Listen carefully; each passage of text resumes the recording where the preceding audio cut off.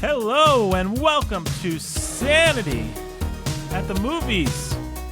Steamboat at the Movies edition.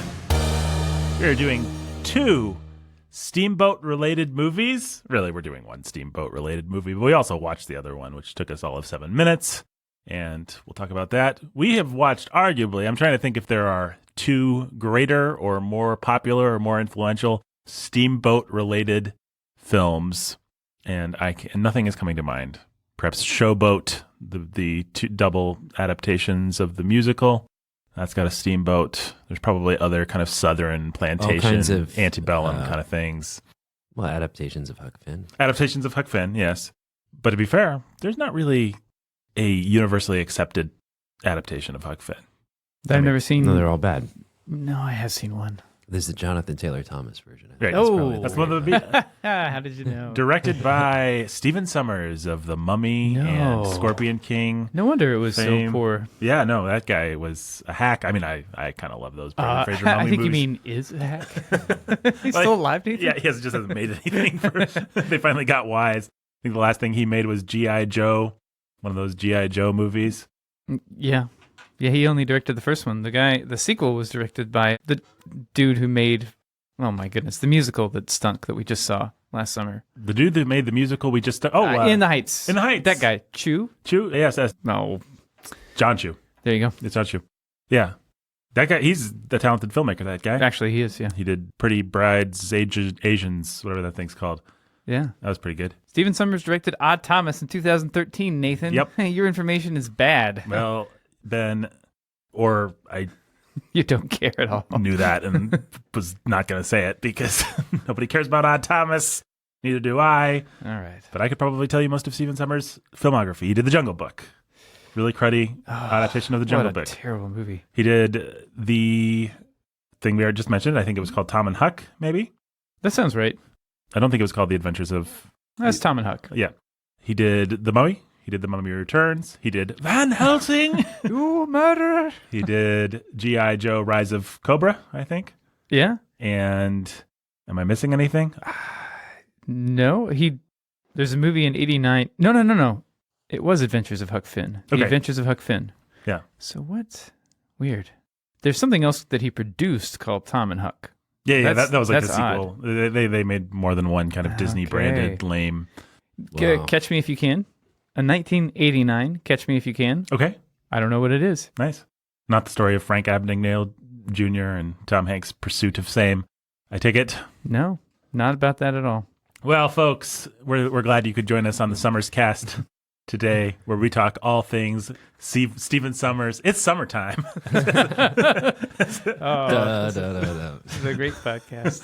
So your thoughts on The Mummy, the Brendan Fraser Mummy, Jake? I don't think I've seen it. You never had the pleasure? I've only seen Mummy Returns. You know, I've actually thought about it for Staff picks for or staff whatever. picks, just because it's an old sentimental favorite. It's a total piece of garbage, but it's kind of fun. It's got a little bit of scanty clothing at the beginning, so I probably won't. But it was 99. We were young And foolish. Yes, a great year for cinema. You had The Matrix, you had The Mummy, you had a bunch of other things. Beautiful Mind. What Beautiful. is that? No, that's just a joke, but it was No. around there. You had a bunch of really famous indie film. I think you had Fight Club, you had Magnolia, you had American, whatever that thing Beauty. is. Beauty? Yeah, with Kevin Spacey, which is this dumb, terrible, overrated piece of crap, which people probably don't like anymore because Kevin Spacey's been canceled. Anyway, speaking of Kevin Spacey, it's time for us to make some Spacey on this podcast to talk about what we're actually talking about, which isn't Stephen Sommers, not the 99, not Nathan's childhood. Forget all that indulgent crap. We're going to talk about a classic of the cinema, a wonderful silent film. I believe this is our second silent film that we've done here on Sanity at the Movies. If I even said the name of the podcast, it's Sanity at the Movies. I'm Nathan. I'm your humble and obedient host. We've got Jake right there. Hey, what's he's up? he's the pastor who's a master of cinema. And Yep. we've got Ben, the preacher who's a teacher of cinema. Hello. I'm We got waving. You them- can't see it. They're both in his house today. They were excited about this Stephen Sommers rant. They're both like signaling me like, we need more Sommers. They're, if you can Got imagine. a fever. Yeah. The only prescription is more summer. There's more Sommers, yes. They love for me to talk about Stephen Sommers, his career, what it's meant to me for as long as possible. They're signaling like, no, don't make us talk about what we actually. But I'm sorry, guys, we have to talk about both of the great Steamboat movies today. Even the longest summer doesn't last forever. That's what we always say. It's true. It's true. Even the longest summers, there, I improve that. Well, yeah. So what's the full thing now? Even the longest summers don't last forever. Even the longest summers don't last. Summers. Even the longest Stephen Sommers don't last forever. Hey, if you want us to do the complete career of Stephen Sommers, doesn't matter. We're not going to do it. We'll never do it. Yeah. If you want us to do one of his movies, maybe we could do like The Mummy Returns or Van Helsing or Van Helsing. You murderer. Well, guys, the real reason we're here today is to talk about Steamboat Bill Jr., the 1928 silent comedy film starring none other than Buster Keaton. We've talked a little silent comedy on this podcast before. Was it my staff pick last year or this year? Early this year? Or? This sounds great, yeah. Great, yeah. Great, sounds great. Yeah, I think my staff pick was Safety Last, the Harold Lloyd film. And that was something that we watched and all enjoyed. I don't know. For new listeners, what individual histories with silent comedy? I don't think I saw any growing up. We saw black and white movies. We watched It's a Wonderful Life, especially. Old Christmas Carol. But I don't remember ever seeing any. No Keaton, no Chaplin, except I knew who Chaplin was. I didn't know who Keaton was. I think everybody knows who Everyone Chaplin knows is. who Chaplin is, yeah. So, no, I don't think I saw anything as a kid. But at some point in my 20s, for some reason, I just was interested in movies and started watching. I watched a Chaplin. I watched, City Lights? Mm-hmm. And then I watched Keaton, who I had a lot more fun with. So Chaplin was homework. Keaton was... I think it was because I had to watch The General in film class, which is another Keaton masterpiece. And I thought it was just awesome. Super fun, really cinematic. Especially if you're in a film class and you're like, the professor's talking about, hey, no one had ever done this kind of composition before, or think about it from the perspective of the time. Suddenly you're like, oh, this guy's a genius. This is really cool. And then I wanted to watch his other stuff. Yes. And I would say of all of them, well, that's not true. I don't know. Lloyd and Keaton, I would say actually both are less homeworky now. I think Chaplin might be the most kind of, you have to do the math, like, well, this is what it would have meant to people then. Right. Which isn't to say there's not great Chaplin films out there or ones that would still speak to us. But I'd say we've come out of the gate on this podcast with two silent movies that actually still basically work. There's some places where you kind of have to put yourself in the mindset of somebody back then, but basically you can watch them and you'll still chuckle or maybe even guffaw. And the stunts are still really cool. The stunts are still cool. There's a story that is not like something that only people back then cared about. It's like Safety Last. Safety Last doesn't have much of a story. It's boy must make good to marry girl. But I mean, we all relate to that, I guess. And this one has a nice. This is the reason I chose Steamboat Bill Jr. because originally we were going to do a different one, but Steamboat Bill Jr. probably has the best kind of emotional hook. And not that you'll be like crying or anything if you watch it, but it's got a nice little father-son thing. So, Jake, your silent comedy history. Remember, we only have an hour or two. Yeah, I don't have any. My silent comedy history is filtered through the lens of Looney Tunes. That's about all I got. Yep. Oh, yeah. Okay. So True. For me, too. I mean, you could look at any number of things downstream, but really that's sort of really you have these films that clearly influenced every joke on every Warner Brothers. Yeah, the whole vocabulary of, I'm about to do something, I turn my back, something gets rearranged, and then I turn around to do the thing, but now things are set up in such a way that something hilarious happens to me. That's a silent movie, a silent comedy staple. A lot of the gags are, what would you call it? I'm sure there's a word for it, but reversals or substitution gags, I think they call them. Yeah. Buster thinks he's going to walk across the plank between the two ships, but he turns around. One of the ships sails away. The plank is hovering in midair. Off into air. Yeah. He walks into the water. That's a very Looney Tunes. He's going to lift a mallet above his head and let go of it for a second, and then grab something else and grab a cat's tail and whack somebody with a cat. Which right. Didn't happen, but that's like that sort of thing. happens all the time in these kinds of movies. So yeah, I mean, Looney Tunes. Well, it's these guys had to innovate visual comedy, right? Yeah. Because they didn't have all the jokes had to be visual, all the comedy had to be visual, and so it's slapstick. It's all kinds of how do we set up expectations visually that we can subvert or whatever. And it's a lot of fun.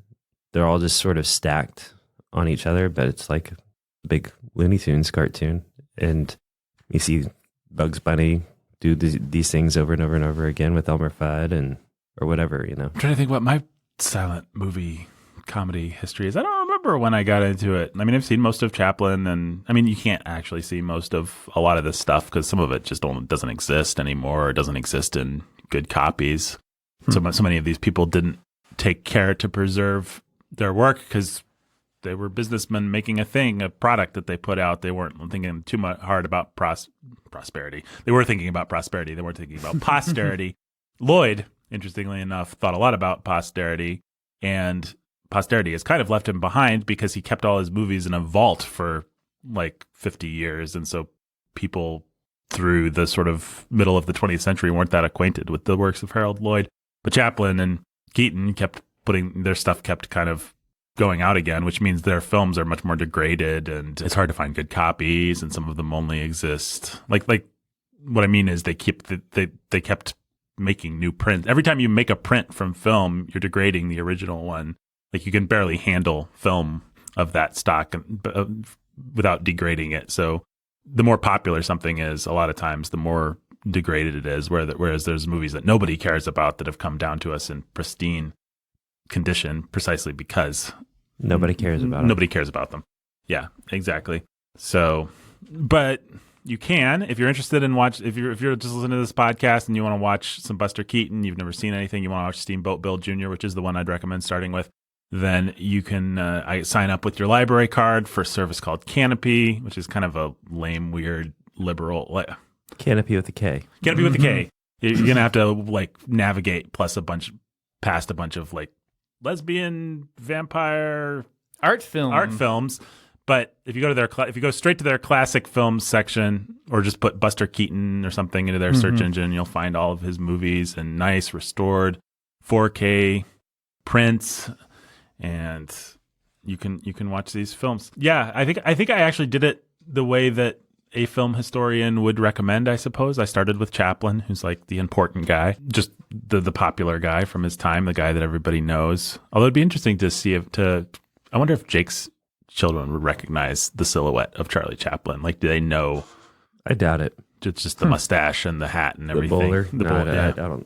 I doubt it. Yeah, we might finally be far enough away from Charlie Chaplin that he's just... Yeah, people don't know. I mean, he was Mickey know. Mouse at one point. Like, he was that ubiquitous. Like, you could tell him by his silhouette. The people all over the world knew who this guy was. He was huge. But I think, yeah, we're getting to be going on 100 years from any of his big movies, and people just don't know him. All right, so the movie that we are talking about today is Steamboat Bill Jr., one of the great silent comedies. We're also going to talk about Steamboat Willie. I said it was a Steamboat twofer. Steamboat Willie, of course, is the Disney first animated feature with sound. You've seen the clip 1,000 times of little Mickey Mouse tooting the horn on his steamboat, and they put it in front of a lot of Disney films nowadays, right? Yeah, exactly. And he's whistling the little da da da da da da da da. I can't whistle, but that thing. So we'll talk a little bit about that because it is psychotic. But let me introduce our listeners to Buster Keaton, arguably not just the greatest silent comedian, arguably one of the greatest silent filmmakers of them all, arguably just one of the greatest filmmakers, period, and one of the greatest athletes, one of the greatest. He's just a guy to watch. Like, you don't have to care about basketball to watch Michael Jordan and just see, oh, this guy had something that transcended basketball. He just had greatness. You don't have to care about Renaissance art to see Da Vinci had greatness. Buster Keaton's like that. He really is like that. He is a superb athlete, a superb filmmaker, a superb technician, and I would compare him. I was trying to think who to compare him to, and I would if you wanted to say what kind of artist he was, he's more of a Michelangelo or a Da Vinci than he is, say, a Picasso.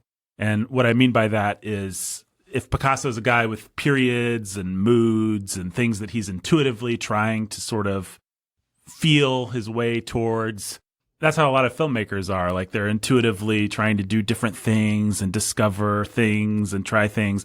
But there's a different kind of artist, a different kind of filmmaker who is more akin to like a Michelangelo or a Da Vinci, someone who says, I'm just going to do one thing and do it so well with such technical virtuosity that pure technique will become art. I'm just going to keep refining and refining and refining the same thing. My goal is never shifting. The goalposts are always the same. And the reason I saw a tweet recently about Michelangelo's statue of Moses, and there apparently Moses in the statue, his little finger is moving a little bit, and there's this muscle on his forearm that is poking out. And apparently it's a muscle that really only is visible if your little finger is in that exact position. Wow. So it's like that understanding of biology, that understanding of art, that understanding of human physique, of anatomy. It's like, and I'm going to show it off. That sort of technical virtuosity honed and honed and honed and honed until art. Mm-hmm. Well, that's Buster Keaton, basically. I don't want to oversell him, because you watch it and you'll be like, it's a dopey silent guy falling on his face. But I also want to tell you that when you watch this dopey silent guy falling on his face, what you're seeing is technical virtuosity honed and honed and honed until it becomes art. And I think this is probably one of the easier movies to see that, because when you get to the end, there's some crazy expensive, crazy engineered, very indulgent in the best way, it's a stunt sequence, not dissimilar to, in its own way, to Harold Lloyd's scaling the building in Safety Last, but more ambitious in the sense that once they started blowing this set to bits, it was not going to be like, couldn't get it back. There was one take for this, right? And exactly. They had to nail it. Well, and there's stunts where there's one take, and if Buster takes a step to the left, he's going to die. Namely, the famous, which a lot of people, if you've seen anything from Buster Keaton, just like the famous image of Harold Lloyd hanging from the clock, if you've seen anything, you know that. Well, the most famous thing that Buster Keaton ever did, that's been copied now a million times, is he stood in the exact location so that a building's wall could collapse around him and the window could be right where it would fall over him. You know what I'm saying, listener, right? I'm not describing it well. Yeah, the facade falls down, and he stands where the window is going to fall so that he doesn't get hurt. Crushed. Right. And that's just a stunt where Buster Keaton figured out... He stands with his back to it. Right. And as a performer, he doesn't even flinch. He's just... The whole idea is that the character is kind of out of it, and the character is like, where am I? What's going on? And then this facade collapses, and he just happens to be standing in the exact right place so that he doesn't die. But that meant Buster Keaton had to stand in the exact right place so that he would not die. They could not practice it. They did not wish to practice it because they did not wish to demolish an expensive set. So they just engineered it perfectly. Buster Keaton did the calculations himself, and then he said, all right, I'm going to stand here, and I trust my calculations to pay off. Apparently there was a nail put where he was supposed to stand. Yeah. So, Buster Keaton is one of the greatest comedy technicians of all time, and he had such a pure technical mastery that it sort of elevated itself into inspiration. Most critics would consider him to be the artist of the big three. Chaplin was kind of maudlin and sentimental and really wanted you to like him. Keaton was like an everyman populist, Lloyd was an everyman populist guy just making entertainment. Oh, let's scare the people. I got to climb the building. Keaton's just in his own weird world of, I'm this earnest guy that wants to accomplish something, and craziness is happening around me. And I have an Ebert quote that I found. Yeah. Do you have it? You're not going to. Okay, I'm going to steal your thunder. So please do. Ebert says, the greatest of the silent clowns is Buster Keaton, not only because of what he did, but because of how he did it. Harold Lloyd made us laugh as much. Charlie Chaplin moved us more deeply, but no one had more courage than Buster. In films that combine comedy with extraordinary physical risks, Buster Keaton played a brave spirit who took the universe on its own terms and gave no quarter. Yes, I think the reason a lot of critics and a lot of people respond to him now is he has a certain kind of modern existential sort of, here I am. The world is falling apart around me, and I'm just kind of gazing stoically at it and doing my best to save my girl, save my dad, get what I want. But the universe is absurd. The only person to pick up the mantle, Tom Cruise. Yep. Well, he really is, unfortunately. Yeah. I mean, we have, by and large, in the days of Marvel, we have lost the joy of going to see a movie and knowing that somebody's really doing something. And Tom Cruise has made a lot of money recently by giving us back that feeling. That sense of we're actually watching somebody take a risk and actually do a thing. Right. Yeah. Yeah. And Yeah. Yeah. Well, so Ebert also says, I think this is interesting. I didn't know this before I got on Wikipedia for this episode. He says, in an extraordinary period from 1920 to 1929, he worked without interruption on a series of films that make him arguably the greatest actor-director in the history of the movies. So that's what Ebert thinks. Yeah. I mean, Ebert's probably would say that about all kinds of people. Although actor-director, I mean, how many Actor-director is pretty specific. That's pretty specific. Yeah. He is the person that Jackie Chan always names. If you need some kind of a semi-modern, now not even modern analog, Jackie Chan always says, the guy that I saw that really inspired me for what I want to do, specifically. I mean, Jackie says all the big three, but Keaton specifically. I mean, Jackie Chan should say that. Warner Brothers should say that. Vince McMahon should say it. Yes. Like, at a certain point, while we were watching this, you said, this reminds me, this is like a cross of gymnastics and WWE. yeah. And those are the kinds of skills that Buster Keaton had, only more so because he does these tremendous falls and stunts. And Yeah. well, we should talk about his life a little bit because it is interesting. He was born in October 4th, 1895, which of course puts him right at the dawn of cinema. Like literally, I think the Lumiere brothers invented cinema basically in 94, I want to say. Edison, Lumiere brothers, people like that were working on inventing cinema while Buster Keaton's parents were working on inventing him. His name was actually Joseph Frank Keaton. He was born in Piqua, Kansas, to parents who were vaudeville performers who were currently with the Mohawk Indian Medicine Company, also known as the Keaton Houdini Medicine Show Company, which performed across the country and sold patent medicine. And they were working with Houdini. Yes, that Houdini, the Houdini. And supposedly the story goes that Houdini named Buster Keaton because when Buster was 6 months old, he fell down a flight of stairs and got up and wasn't hurt. And Houdini said, "Boy, that's a real Buster." And so his parents decided that that would make a good nickname for him. But Buster's mom and dad were performers, vaudeville people that worked with Harry Houdini. And so Buster's just The kind born. of people who would understand that Buster would make a good stage name and that a great legend would be that Harry Houdini himself came up with it. Right. Most historians say Houdini wouldn't have been in his life at that exact time and blah, blah. But you can certainly find Buster Keaton telling the story. So he wasn't above telling the story. He learned how to take a fall he was doing vaudeville performances with his parents by the time he was 3. He was being thrown around the stage. I mean, it was just what we would call today child abuse. I mean, there's no other way that we would begin to understand it today. He had a little handle built into the little suit that he wore so that his dad could more easily kind of pick him up by the scruff of his behind and toss him across the stage and kind of be slung around. And it was just, that was the showbiz life that he was born into. It was, I have a quote here, "It was the roughest knockabout act that was ever in the history of the theater. People tried to copy it and got really hurt." Like, it was crazy. I mean, this guy was just like the Spartans were bred for war. This guy was bred for physical comedy. He was eventually billed as the little boy who can't be damaged. And he never had a chip on his shoulder about it. He always said, "It's just a matter of technical execution. It looks like my dad's really abusing me, but I knew how to take a fall. I know how to break my falls. I knew how to do all that stuff." And so, not a big deal. He said, I have a quote here, "The secret is in landing limp and breaking the fall with a foot or a hand. It's a knack. I started so young that landing right is second nature with me. Several times I've been killed if I hadn't been able to land like a cat. Imitators of our act didn't last long because they can't stand the treatment." And that is readily apparent in the movie that we watched today because he takes incredible falls and flips and things where you see like his neck bend in weird ways. It's like it looks like you could die or break your neck doing all kinds of stuff. Mm-hmm. And Buster Keaton is just the best. There's a gag in this one, just a really simple thing where a guy pulls a hose or a rope or something out from underneath him. Yeah.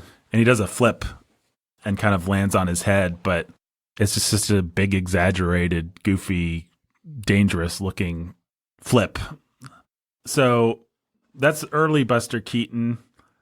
He and his father discovered that like he'd be in these complicated violent gags where his dad would throw him across the stage, and so he'd like go flying into a bass drum, and then he'd come out and he'd be waving and smiling, and for some reason when he did that, the audience felt bad for him. They didn't see the joke. I don't know, maybe we could figure out the psychology of the audience here. Mm-hmm. When he came out with a stoic little expression on his face, they thought it was hilarious, and they didn't have any problem with it, and they didn't think it was child abuse or anything like that.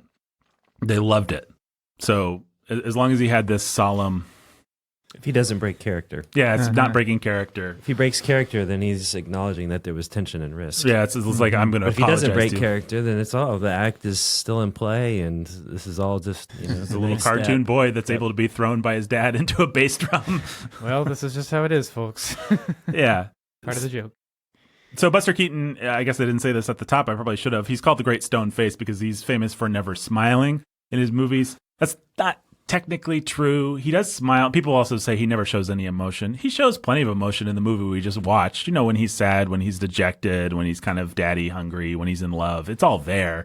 But it's just played. It's underplayed and it's played stoically, and he usually never smiles. I think at a certain point he stopped smiling altogether. So in 1917, Buster Keaton meets Roscoe Fatty Arbuckle at Talmadge Studios in New York City, where Arbuckle was a very famous comedian. And has either one of you guys heard of Fatty Arbuckle?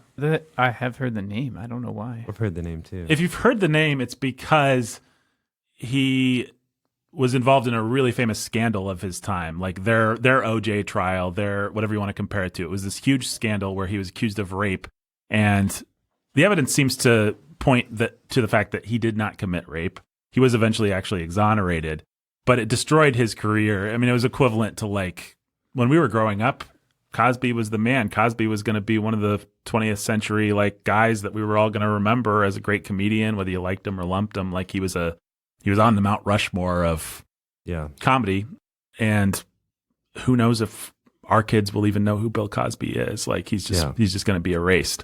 Fatty Arbuckle, kind of the same thing, except for in Cosby's case, I think we can say that here's more than just. Yeah, it wasn't just hearsay. One of the problems that Fatty Arbuckle ran into is that the evil newspaper baron, William Randolph Hearst, the inspiration for Citizen Kane and all that, Hearst, yellow journalism, that guy decided that he could sell a lot of newspapers by dragging Arbuckle, which is exactly what he did.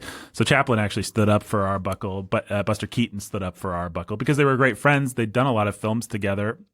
Arbuckle probably would be another guy we'd be talking about, like Chaplin, like if his career just hadn't been sunk, but nobody even barely remembers who he is. Anyway, Buster Keaton got his start with Arbuckle, basically met him and was a real natural, and very quickly figured out how the camera worked, just seemed to have an intuitive grasp of all this thing, quickly rose to become Arbuckle's director and basically his entire gag department. Buster Keaton was just great at coming up with these physical gags and things like that. And so he appeared in a bunch of shorts with Fatty Arbuckle, and then, of course, stopped appearing in shorts with Fatty Arbuckle because Fatty Arbuckle got canceled. And that is when Keaton struck out on his own, had that wonderful run of creativity that Ben mentioned from the Ebert quote, where he did these really inventive two reel short, 20 minutes, reels about 10 minutes, 20-minute comedies. 1 Week is one of the best ones. If you want to watch that I would recommend. It's about a newlywed couple that has to build a house, and it's very silly and a lot of fun. and then he got into making these full-length movies like The General, like the one we just watched. What was it? Steamboat Bill Jr. Steamboat Bill Jr. in the mid to late 20s. And he never did as well in his time as Chaplin, as Harold Lloyd. His movies didn't really make money, at least not the way that he wanted them to. And so he eventually got demoralized and signed a contract with MGM in the late 20s, which is just the worst thing that he could have done, because they had this assembly line way of making comedies, and he just lost his freedom. And he's one of those guys that needed to be the director, needed to do everything himself. I mean, he had people that helped him write gags and technicians that worked for him, but he really was the whole show. And he did not thrive in an environment where he had to be a cog in the machine. That happened, and then the talkies happened, 1927, the jazz singer, and then talking stuff comes in. And he really didn't thrive with sound either. He plays such a stoic kind of character that doesn't need words, that it just didn't make sense. And so he has kind of the saddest life of the big three. Harold Lloyd managed to manage his career well. He's kind of retired gracefully, was kind of an old Hollywood statesman who had lots of money and sort of was an industry figurehead after talkies came in. Knew well enough to not push too far into after he tried a few talking movies. Chaplin obviously was an institution. Everybody loved him. He had some problems. He had to leave America. He was accused of being a communist. He was accused of being a child rapist. Both things probably somewhat true, but Chaplin eventually got his Oscar and came back and kind of was a beloved figure when he died. Buster Keaton ended up doing like educational films. He'd get work where he could. He wrote he was a gag writer for the Marx Brothers for a while. And then you can find him in things like Beach Blanket Bingo. He's in his 60s, like these beach party movies where he's like standing off to the side and they're like, "Hey, it's Buster Keaton." And he's like a fat old guy, but he's still doing pratfalls and stuff like that. He never again was given the power or the money to make the kind of genius cinema that he was making in his heyday. He did get an honorary Oscar in 1958. He did get, his movies were finally beginning to be reassessed and find their place in the canon when he died. There's a story which I think Roger Ebert might mention in the article that Ben has pulled up, where there was a tribute at the 1965 Venice Film Festival and everyone's clapping, and somebody said to him, "Buster, isn't that nice?" And he said the applause is nice, but too late. So much like the melancholy character that he played, he had a little bit of a melancholy life. One fun anecdote I found kind of fun, dark but fun, is that he was actually institutionalized as an alcoholic at a certain point, but they couldn't keep him in a straitjacket because he used to work with Houdini, so he knew all the tricks. So he kind of recovered. He kind of had a dark period after his movies went out of style, and then he kind of found his feet, but he never got the kind of acclaim or the kind of love that he has now, when most people consider him to be one of the greats. I mean, he's not unlike Orson Welles in that he got to do Citizen Kane, and then he spent his life kind of paying for it and never getting to do another one, at least on that level with that kind of freedom and that kind of money. But everybody remembers Citizen Kane. I mean, it's not really like Citizen Kane because Orson Welles was well known and well loved in his time and got to see his work reevaluated in a way that Buster Keaton didn't.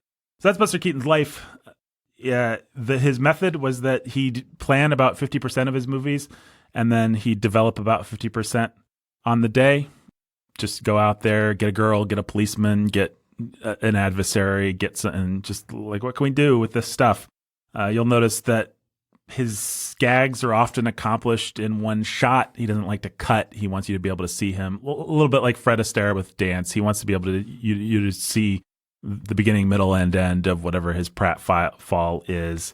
And I think he violates this rule a lot, but his rule was, we want to make things as realistic as possible. We don't want to go too abstract, like too ridiculous, too this could never happen. It all has to be plausible, which is a little bit different than some of the others. He was a great stuntman. He took some huge falls. He broke his neck once and didn't even realize it in the movie that we were going to watch today, but didn't, which was Sherlock Jr., which is another wonderful Keaton short. Yeah, I think that's, I don't know, Ben, anything you wanted to add? No. You're a big Buster Keaton fan. I am. I have a lot of movies to see, though. I've I think I've seen his big four, which are the General, Sherlock Jr., Steamboat Bill Jr. I mean, I know I've seen all these, but the Cameraman. I think I've seen the Cameraman. I just can't remember. Yeah, I'm not sure whether I've seen that one. I'm pretty sure it's coming back to me. Apparently, so that was the first movie he made for MGM, and the last where he had creative control. Right. So yeah, and then he just really lost it. I would recommend The General. I would recommend you start with this one. Then I would recommend you watch The General. Then I would recommend maybe Our Hospitality, which has this wonderful waterfall stunt where he's on the edge of the waterfall. The girl is about to go over the waterfall, and he swings over the waterfall and grabs her just before she plunges to her watery grave. It's pretty amazing what both him and the girl do in that scene.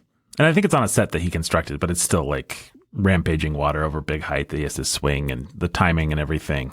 It's amazing. In 3 Ages, he does this fall from a building where it's no fun to just hear me describe these things, but he really was a spectacular stuntman, a spectacular athlete, and did more of this stuff more realistically than I think anybody before or since, arguably, except for Tom Cruise, of course. So that's Buster Keaton. We watched Steamboat Bill Jr. I'm going to wager a lot of our audience members have not seen this movie. Does one of you guys care to describe the complicated machinations of the plot of Steamboat Bill Jr.? Oh, Steamboat Bill is an old river tramp, as he's called. Steamboat Bill Sr. I'm sorry, did I say Junior? Steamboat Bill Sr. is an old river tramp with a crummy old steamboat who has a rival who doesn't like him, who's rich. And Steamboat Bill's son, who he hasn't met since he was a baby, comes home, and he's this foppish little guy with a dumb mustache who doesn't know anything about working with his hands, etc. He's in love with a girl who it turns out is the daughter of Steamboat Bill Sr.'s rival. And things just happen from there. We were all so bowled over by that plot twist that we flipped backwards out of our couch, Buster Keaton style. Right. Yeah. Our necks turned at an unnatural angle, but we were fine. Yep. Yep. I mean, and then bad stuff happens. The dads don't want the two to get together. Steamboat Bill Jr. is really not good at steamboats. No, he's not. He's really not good at steamboats. And thankfully, the dad gets arrested and Steamboat Bill Jr. gets a chance to save him. And then there's a storm and Steamboat Bill Jr. gets a chance to save everyone using his now incredible knowledge of operating his dad's steamboat with a complicated rope system that he devised. It's pretty awesome. Yeah. My question is, why does he power up? It feels like ritual divorced from... Nah, he just becomes Buster Keaton at some point. That's right. He's like a foppish idiot for the first half, and then at a certain point, he's like, now I'm Buster Keaton, the Buster Keaton character that you know and love. And yeah. And the through line in the movie is that he never stops like just trying to do whatever it is he's doing. Always with the same attitude, apparently. You want me to try to run this steamboat? Okay. Yeah. I mean, Buster Keaton's the guy, he just always is stoic and earnest and trying to accomplish things in a simple way. And then reality is always arrayed against him and humorous things happen. I don't know. Did you guys enjoy this movie? Was it homework? How much did you have to sort of put yourself there, or did you just like it? And what? It's just pretty fun. Yep. Ben, favorite gag? Man, I'm not sure. I think it might. Well, the whole storm is so fantastic, and there's so many gags one after another that it's hard to. I'm really not sure. So the major set place of this movie and what's most famous for is like a hurricane at the end where they have all these, I guess, wind machines going. I don't know how they did everything. Some of it you can see how they're doing. But the town is just blowing to pieces. Buildings are blowing over. It looks really expensive. I'm sure this movie was... Yeah. It's one of the reasons Buster Keaton's movies didn't make money is because he spent a lot of money on them. I think The General is actually the most expensive silent movie, period, because they crash a real train, throw it over a bridge, and this movie has similar things where...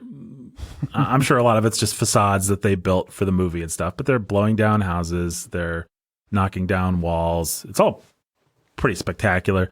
And Buster Keaton is sinking boats, crushing piers. Yeah. Managing to have some semblance of a house fall out of a sky and hit the ground shatter as it hits the ground. Yeah. There's a scene where he grabs onto trees on a tree. Crane around the... Yeah. Yeah, I think maybe the scene where he grabs on... part of it is that it just becomes like this cinema dream world of stunts and things. It's like he grabs it. It is like your dreams of being in a hurricane, basically. Yeah. That's how I felt watching it years ago for the first time. I remember, when he grabs onto that tree and the wind picks up the tree and starts whirling it around and around through a field. It's just like, what is this? Like, this is awesome. It's just It's the Wizard of Oz. I was just thinking the same thing. It's got that kind of fairy tale sort of feeling of. But it just has it in a sense. I don't know. It's not like it doesn't feel like someone making a goofy fantasy movie. It's just. You said he's the most. Did you say this or was I just thinking this? He's the most abstract.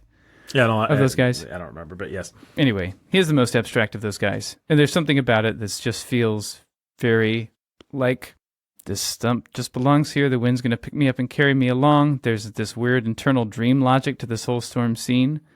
Like he goes into a vaudeville theater, and there's a dummy that keeps spooking him. There's a dummy that keeps spooking him, and then there are these.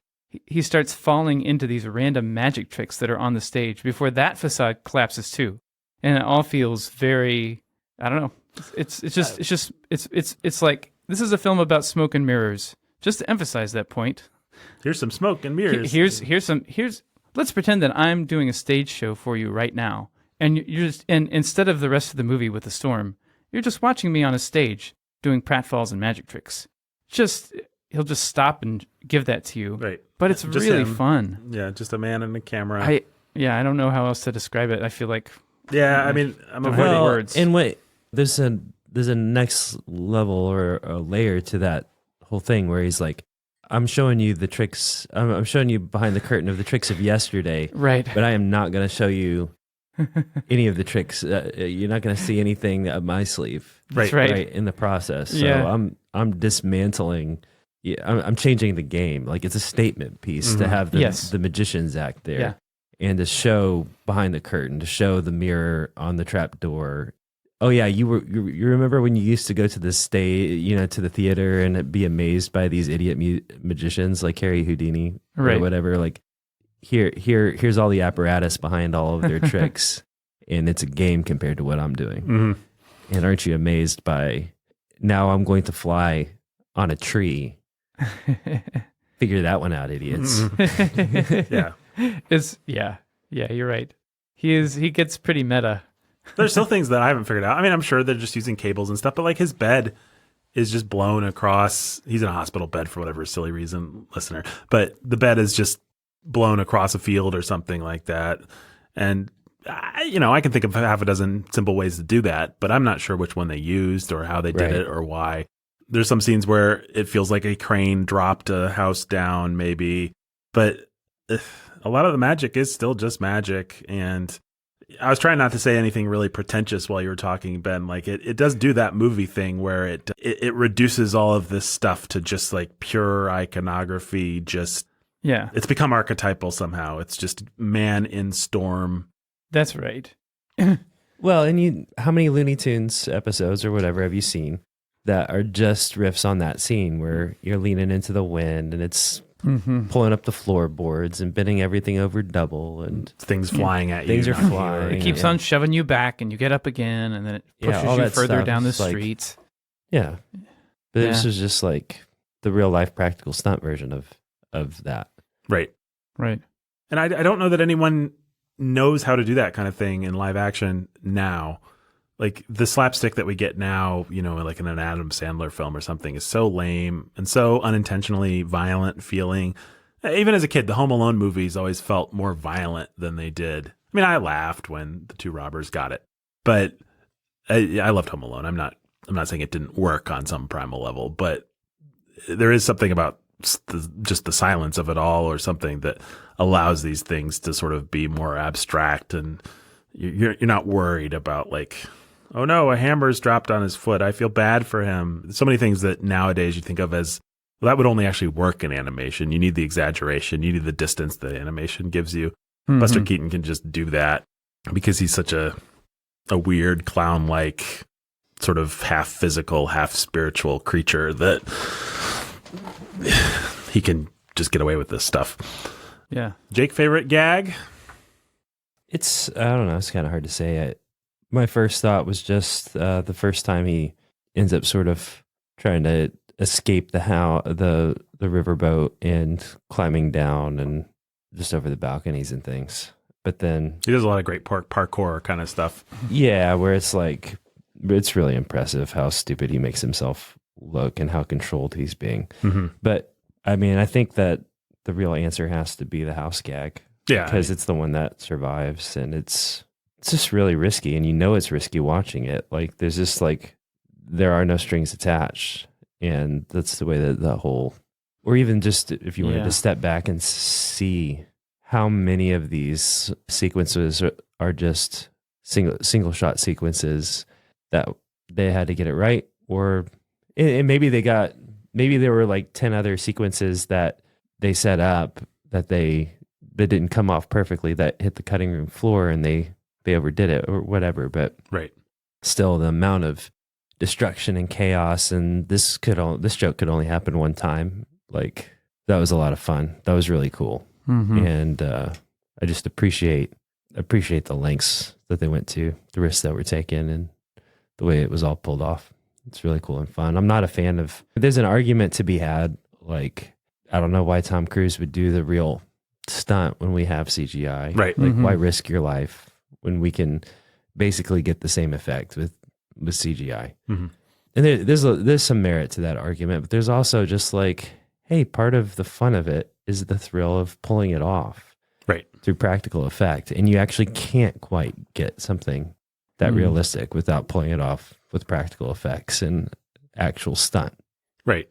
And well, sometimes you go back to something like this and you appreciate the value of stunts and stuntmen and practical effects, and you appreciate how far we've come in terms of pulling off CGI stuff too. It's just all part of the story of cinema, I guess. But I think that Tom Cruise proves that there's an equilibrium to be had. Mm-hmm. Like, and sure, some of it is knowing that he actually was on the side of an airplane and it wasn't CGI, but also, like, when this next Mission Impossible thing comes out and he actually goes off a cliff on a motorcycle, they're gonna have set that up so where they've filmed something really cool Mm-hmm. and exhilarating Mm-hmm. that is just not going to be captured by the CGI version of it, and that's going to be fun. Right. So long as he doesn't kill himself in the end. Right. Yeah. Well, you can listen to our The Coward's Climb, I believe it was called, an early episode of Sound of Sanity. We talk about Alex Hanault, or however you say his name, Hanault, Yeah. the free climber. the free climber. And so we give some thoughts on where and when people should risk their lives in the pursuit of these kinds of achievements, climbing Everest, that sort of thing. And it's an interesting discussion to be had, but I do appreciate these things being done for real. I mean, I don't know. It's interesting. Like, in the last Mission Impossible movie, there's a scene where what do you call it? They jump out of an airplane. And because it's not CGI, what am I trying to say? By the time they're done capturing it in whatever way they had to capture it, it actually looks pretty bad. Like, the CGI version would have looked more realistic than the version where they actually did it. Yeah, well, it's because it was a night jump and all kinds of stuff like that. Yeah, that's right. And it's like, that's a point where I'm like, well, You have to give us the good version. I might have had a better cinema experience if you'd just done the CGI. Mm-hmm. So I think there's a give and take. I mean, I think there's also a lot of things you can do that aren't actually risking someone's life, but are just fun. Flipping cars and, I'm thinking of a sequence from the James Bond movie Moonraker where poor old James Bond is kissing a lady in an airplane, and then she's like, I'm its double agent. And then all the bad guys, instead of just shooting James Bond, they decide we're going to just leave him in this airplane to die. So they all jump out with their parachutes. And what can James Bond do but jump after them, free fall through the air, find one of the bad guys, wrestle his parachute off, send him flying to his demise, and get the parachute on. And at no point in the sequence do you ever believe that it's actually Roger Moore at all. Doesn't look like Roger Moore. At no point in the sequence are you particularly worried that whoever is doing the stunt doesn't have their own hidden parachute. Like, obviously it's just a parachute guy, whatever you call those guys, free fallers. I don't know. Parachutists? It's obviously like a bunch of skydivers. Yeah, it's obviously they just got some skydivers who looked nothing like James Bond and had them pretend to wrestle. But there is just still something viscerally thrilling about seeing a couple guys actually plummet through the air, pretending to wrestle, that you just can't. And then they'll cut to these dopey close-ups of Roger Moore with like a bad blue screen effect behind him. And it's like you just couldn't get the same thing. There is just something from actually doing it. And I do miss that being in. I mean, I wish Marvel had more of that. I wish they just had ways of incorporating that sort of thing into their CGI spectacle. Like, here's the part where he actually had to do a little jump or had to do a thing, or there's just very little of that. I mean, Mad Max Fury Road is an obvious example, but it is probably the greatest example of the last decade or so of something that combines just about every technique you can think of to give you something really majestically visceral and exciting. And there's lots of CGI augmentation, but there's also lots of stunt work, but there's also lots of vehicle work, but there's also lots of CGI. That's the beauty of it. That's the height of bringing it all together. Yeah, it's That's cinema. what you want. That's what you want. Yeah. Yeah. And somebody like Buster Keaton is the closest analog to that in his own day, where he's just like throwing every trick, using every trick to do something very special. But his bag of tricks is mostly just, I'm a great athlete and I'm a great engineer. So And cinematically, he's great at framing. Like, he knows how to frame the shot. He knows how to shoot it. He knows how to use depth of field. He just knows how to do stuff with a camera. Yeah, he's. I would rank him first, Lloyd second, and Chaplin third when it comes to actually just the cinema of it all, the cutting. Chaplin tends to be very basic. Just we're always straight on looking at a wide shot. Keaton's going to use more wide shots than we're used to now because everything's bunch of close-ups that they threw in a blender these days is the only way to make movies. But yeah, Keaton's really good at it. There's one other thing I wanted to say. Oh, my favorite gag sequence was, this movie does just have some funny parts that aren't really related to stunts or anything, but there's a part where he has to bust his dad out of jail, and it's just this dopey extended sequence of he's got a big loaf of bread I love that you've come to discover has tools that he wants to sneak to his dad, a saw and stuff. And so he's trying to mime to his dad. His dad doesn't want to accept the bread, and he does this little pantomime where he's trying to, convince his dad behind the sheriff's back that this bread has tools. And it's just fun. It's just funny. There's also, I don't know, there's a lot of humor at the beginning that might be eye-opening to people about what's the word that I should use? What an effeminate loser Buster Keaton is. If you ever had any doubt that they had categories of like, that guy's gay, then back then, this movie gets a lot of its mileage in its first act out of Buster Keaton's dad thinks he's going to be a manly man, but instead he's kind of gay. And now dad's really ashamed and trying to fix his gayness. Right. And it has all these jokes like where his dad turns to his friend after Buster Keaton's done something foppish and says, "If you say what you're thinking, I'll strangle you." Or the friend hands him a gun and says, "No jury will convict you." Yes, that made me laugh. That's good. That's one of my favorites. I also just want to emphasize, if you have any love of Americana or of history or of anything, it's so much fun to watch these movies, I think, because they are basically now 100 years old. And you are seeing a lost world.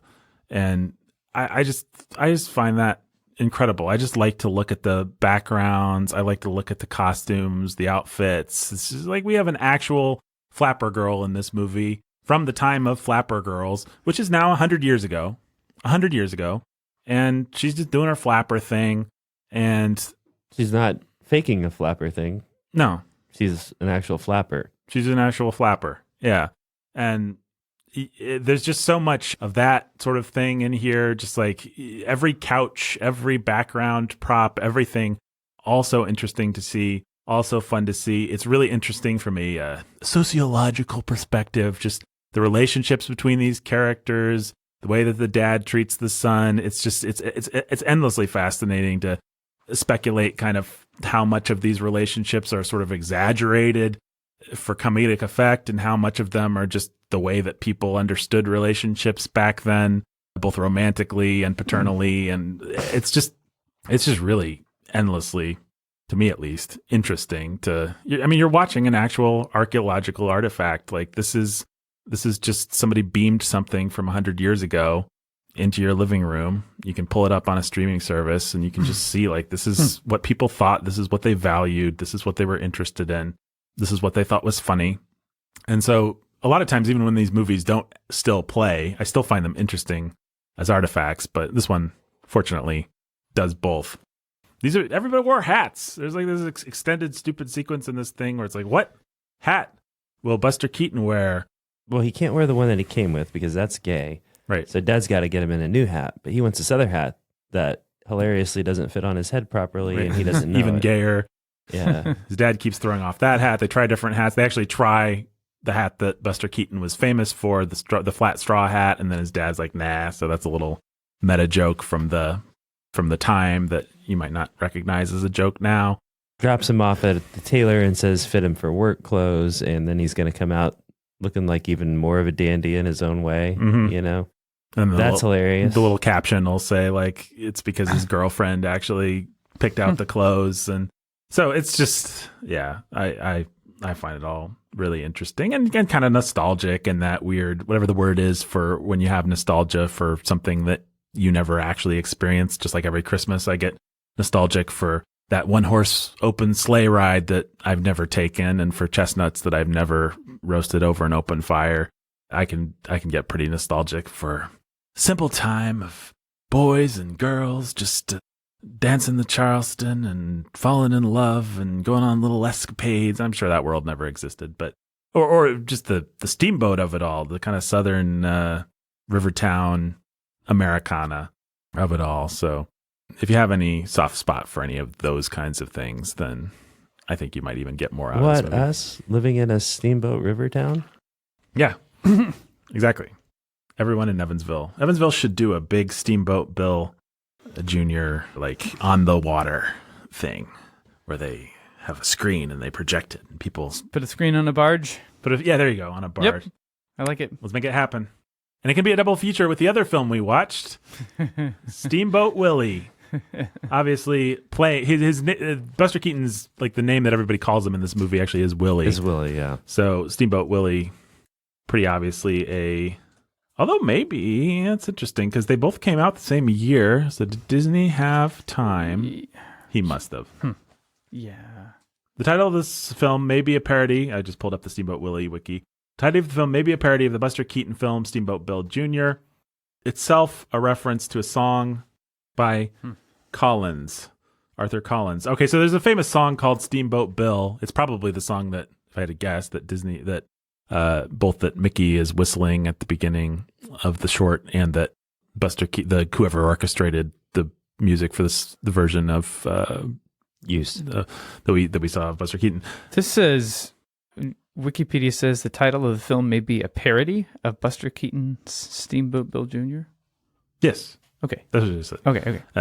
Sorry, just catching up here. That's weird. But the thing about Steamboat Bill or Steamboat Willie, the Mickey Mouse cartoon, if you've never seen it, probably everybody's familiar with the image.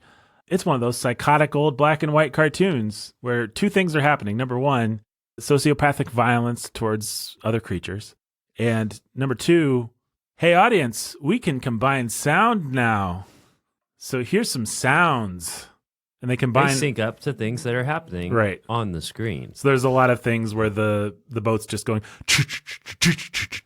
and it's kind of chugging along, and you're supposed to be impressed by that. So this is an example of a movie that does take a bit of homework. You actually have to put yourself in the mindset of somebody who's like, whoa, these sounds are matching up. And someone who's psychotic.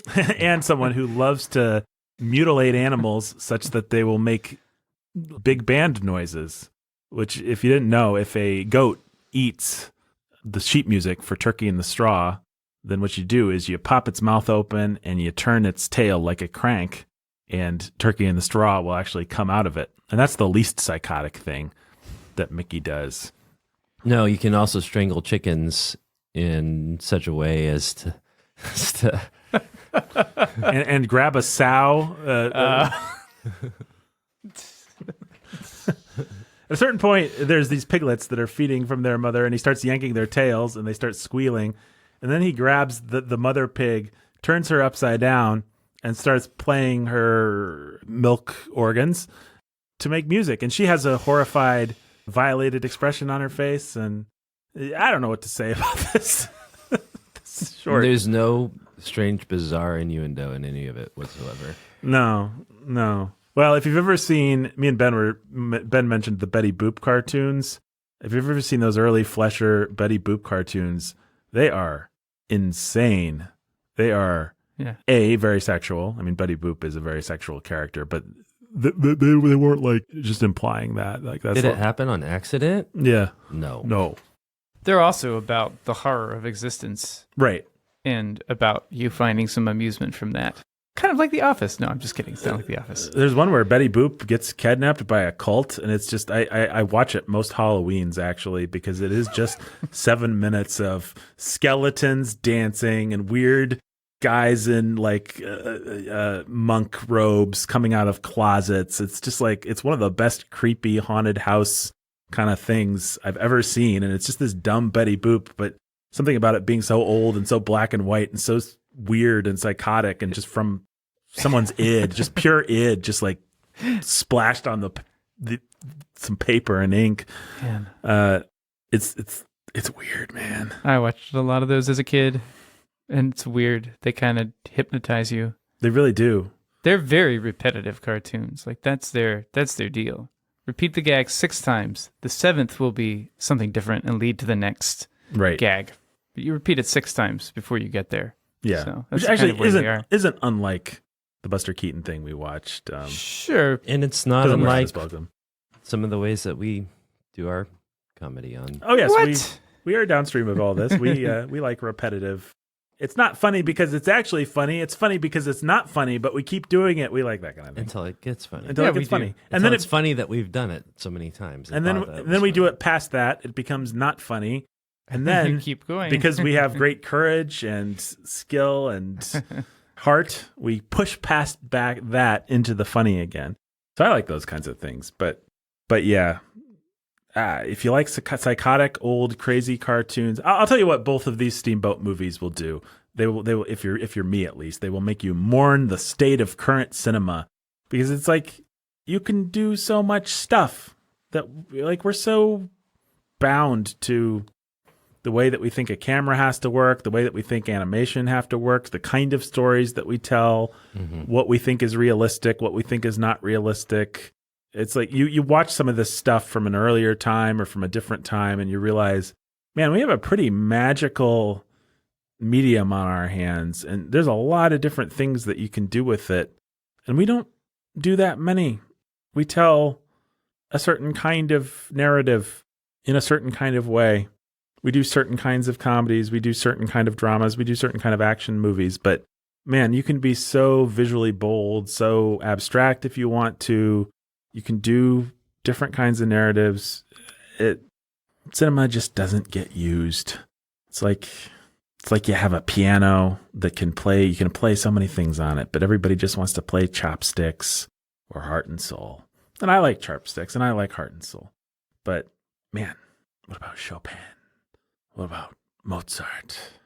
Ben, any final thoughts about either of these classics of Steamboat cinema? Well, even though the latter was psychotic, it was fun to watch. It's pretty ingenious. I don't know what to say. They're both fun to watch. Yes. I mean, Buster Keaton is recommended more. Buster Keaton they're both short. I mean, Buster Keaton's like an hour 10. Steamboat Willie's 7. So, Jake, final thoughts about either Steamboat masterpiece of cinema? You'll be at the very least glad. At the very least, you'll be glad that you have watched them. Yes, I think if either one of them is homework, they're good, short, fun homework, and I think you have. It's like any classic, right? So Mark Twain's famous for saying a classic is something that you want to have read or something like that, right? Right. But you don't want to read it, but you want to have read it. So at the very least, you can spend a little under 2 hours and have watched something that you'll be glad to have watched, and maybe you'll be glad to watch it at the same time and discover something about yourself and about the genre that we. Yeah. I mean, the investment versus the payoff is such that I'd say go ahead and invest because you're not going to lose much. At worst, it won't quite connect. It'll feel like a little bit of homework, but it'll be good homework, and it'll be short homework, and it'll be painless homework. But at best, you might just really connect. You might find yourself really liking little Buster Keaton. My wife, strangely enough, maybe not strangely enough, Buster Keaton reached across those 100 years and shook her hand, and she was happy to make his acquaintance. She's now watched 4 or 5 Buster Keatons. And then I tried to show her Harold Lloyd, and she hated his guts for some reason that I can't understand. It's too bad. We tried to watch something, and she's like, "Oh no, I don't like this guy." And then we tried to watch Safety Last, and we finally got to the building sequence, and she was biting her nails like everybody does. But at the end, she was just like, "I don't like." At the end, what she actually said is, "I think I'm a Buster Keaton woman." Something about Buster Keaton, but something about Buster Keaton's earnest whatever appeals to her much more than the kind of conniving, I guess she would say, of Harold. Like Harold Lloyd's like. At the end of the day, if you tried, like I did, Safety Last on your family, and found that was actually a pretty fun, enjoyable night at the movies and unobjectionable, give Steamboat Bill Jr. a shot and just see what happens. I mean, it could be a lot of fun. And yeah. Well, and kids are weird. Sometimes they're not laughing, but they're just absorbed. Like I never laughed at the Looney Tunes. It's like you were saying about the old Betty Boop cartoons. It's like you're just kind of hypnotized into this this world of violence and weird, surreal. Well, Buster Keaton is better than that anyway. Dada-esque. Yeah. Yeah, no, Buster Keaton's kind of... The thing about somebody like Buster Keaton is or Chaplin or Lloyd, but I think maybe especially Keaton, is that there is a certain sort of solemn, childlike quality to him. I mean, he is that kid who is struggling up a hill trying to carry a bucket of water, and it's too big for him. Like he's taking it really seriously, and he wants to accomplish it, but the water's spilling out. Like that's just Buster Keaton's whole deal is that dynamic, and kids like that. They relate to it. He's a very relatable guy. For a guy that's so sort of cold and abstract in his way, he's actually somebody that kids can get behind. Like they get it. They understand who he is, what he's trying to do. And I think that oftentimes they like his stoicism. Because kids kind of live in that world. Absurd, painful things happen to me. I don't understand them, but I just keep chugging along trying to get what I want. That's kind of the world of a kid, and Buster Keaton understands that. So give this movie a shot, and I'll tell you what else. I'll tell you what you should never shoot. If you have a gun, do not use it on Jeffrey. Don't shoot Jeffrey, our Patron Choice Award of Awesomeness winner today. And why shouldn't you shoot Jeffrey, guys? He's a good dude. Yeah. If you were caught in a... Don't shoot good dudes. Do not shoot good dudes. Don't shoot bad dudes. Unless the government is paying you, don't shoot anybody. That's right. But if the government is paying you, shoot them all. Shoot them all, yeah. Throw them in the gulags. Yep. Who cares? The government's behind you. Yeah. If Jeffrey were caught in a hurricane, he would ride a facade out of town or something, just very stoically. Yeah. He would not be fazed. I think that's true. I think if he saw Mrs. Jeffrey, if there is such a creature, I think there is. There is. On an opposite boat, he'd swing across, and she'd awkwardly sort of be strangling his neck as he carried her heroically onto the boat that's not sinking. Yeah, he would do it. Yeah, I think so. All right. Well, folks, be sure to rate, review, and subscribe, and all that stuff. We could use a few more 5-star reviews, especially after the debacle of me and Ben reviewing Nope and not understanding it, and only one of us having watched it. Some people were not happy about that and reviewed accordingly. So if you were happy about that, be sure to review accordingly, because actually we did understand Nope perfectly. Only one of us needed to have seen it. The one that saw it was correct. It's a stupid movie, and people who like it lack understanding. So, thank you for listening. With that olive branch. Yes, with that olive branch. Thank you for listening to Sanity at the Movies. How is Jake going to handle this? It's a silent movie. Until next time.